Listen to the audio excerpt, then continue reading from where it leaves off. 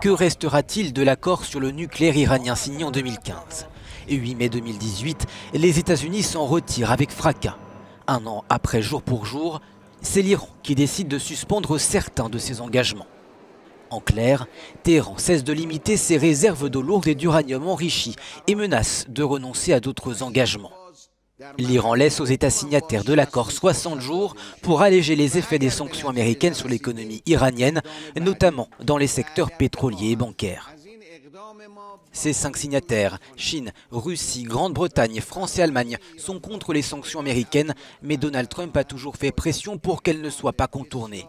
L'accord de 2015 consistait à limiter le programme nucléaire iranien en échange d'une levée des sanctions internationales. Pour Téhéran, ce dernier engagement n'a pas été tenu.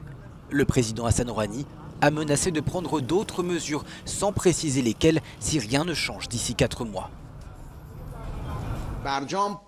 L'accord sur le nucléaire est toujours en place, mais les articles 26 et 36 indiquent que si l'autre partie viole l'un de ses engagements, alors nous pouvons réduire nos engagements à tous les niveaux. Aujourd'hui, nous annonçons cette réduction, mais pas un retrait de l'accord. La Russie apporte une nouvelle fois son soutien à l'Iran et dénonce la pression déraisonnable subie par Téhéran. Le ministre des Affaires étrangères russe, Sergueï Lavrov, accuse également les Européens de n'avoir rempli aucune de leurs obligations après le retrait américain.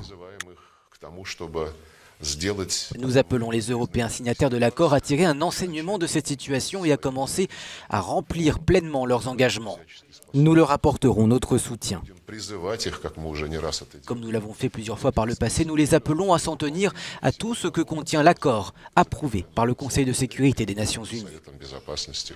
Mais les Européens ne semblent pas aller dans ce sens. Londres dénonce une démarche inopportune de l'Iran et en France, la ministre des Armées Florence Parly n'exclut pas que l'Union européenne prenne des sanctions contre Téhéran. Tous s'accordent sur l'idée de sauver cet accord, mais chacun campe sur ses positions.